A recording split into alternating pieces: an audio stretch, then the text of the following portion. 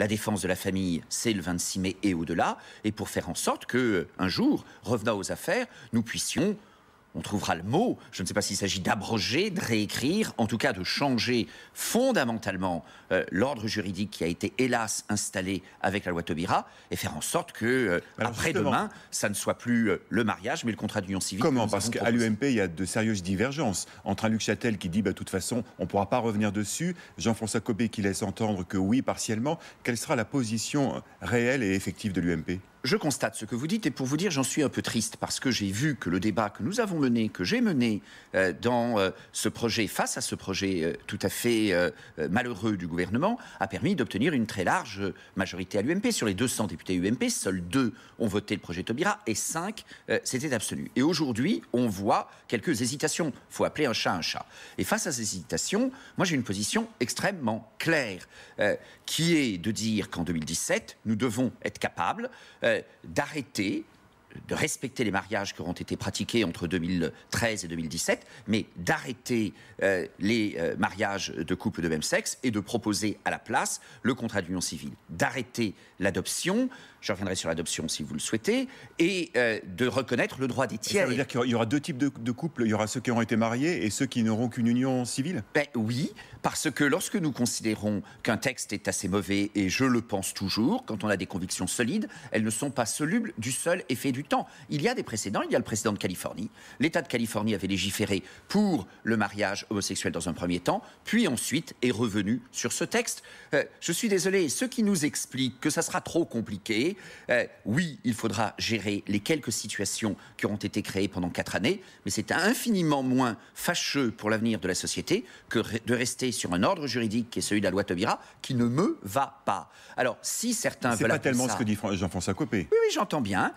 Quand Jean-François Copé dit réécrire, cela me va si c'est réécrire avec clarté. Si c'est réécrire pour esquiver, ça ne me va pas. Donc je ne cache pas que cette question, mais c'est pas uniquement pour moi, je pense que c'est pour des centaines de parlementaires au sein de l'Entente pour la famille, c'est pour des millions de nos électeurs dans le pays, ça peut être un sujet de débat et de clivage. Je crois que nous avons tout intérêt aujourd'hui, et ce sera...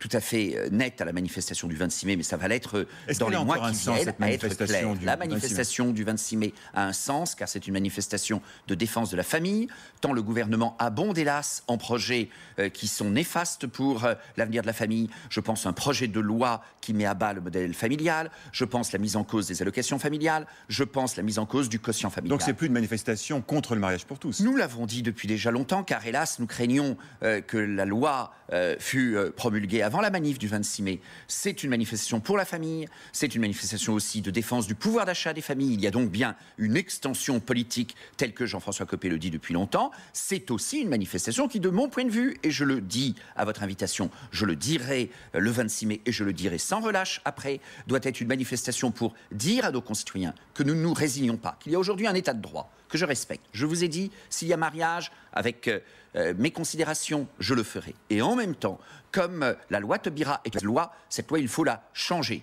Et changer, pour moi, ça ne veut pas dire esquiver. Changer, ça veut dire porter le projet de contrat d'union. Ça veut donc dire abroger le mariage tel que Mme Taubira l'a introduit. Au passage... On a bien compris, ce sera la dernière manifestation ? Il peut y avoir d'autres manifestations. Avec des amis hier, dans ma ville, à Cré, dans la Drôme, on avait l'idée qu'au... Mais c'est quoi, c'est un baroud d'honneur, finalement ? Non, qu'il pourrait y avoir, jusqu'en 2017, une manifestation chaque année, par exemple, de défense de la famille. Ça n'est pas un baroud d'honneur, y compris, si l'on doit souligner... la disposition que le Conseil constitutionnel a introduite, qui est une disposition qui dit, mais attention, l'adoption doit toujours faire dans l'intérêt de l'enfant. Est-ce que c'est jamais l'intérêt de l'enfant d'être adopté par un couple de 2 personnes de même sexe ? Je ne le crois pas. Et donc, soit la disposition du Conseil constitutionnel, qui a ajouté à son approbation à la loi, attention, l'adoption doit se faire dans l'intérêt de l'enfant, soit elle est de nul effet, ce que je n'imagine pas, soit elle a un effet solide, et ça veut dire alors, et c'est encore une source d'espoir, qu'il y a en réalité une très grande restriction à la capacité d'adoption. Ça m'irait assez bien. Les organisateurs de la Manif pour tous veulent sanctionner municipal ceux qui ont appelé à voter pour ce texte. Est-ce que vous les soutenez ?